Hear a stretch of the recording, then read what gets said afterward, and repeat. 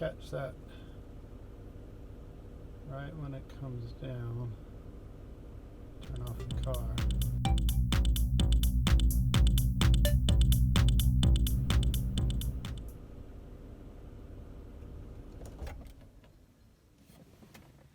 There we go. You can see it over there to the side.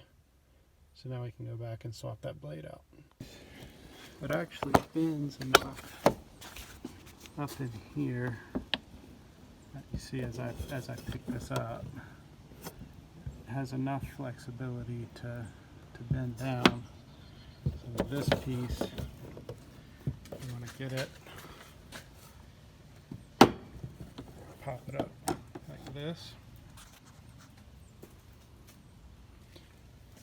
There's up in here a little pin right here. That's what holds it in, and it's kind of oblong shaped, so turn it like this and it just pops right out. Now ideally you want to do that without smacking this against the window like I just did, but now we're ready to put the new one in.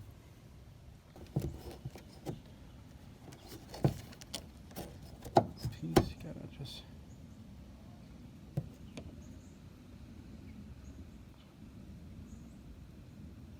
angle that little piece in there, rotate it into place, set it back down.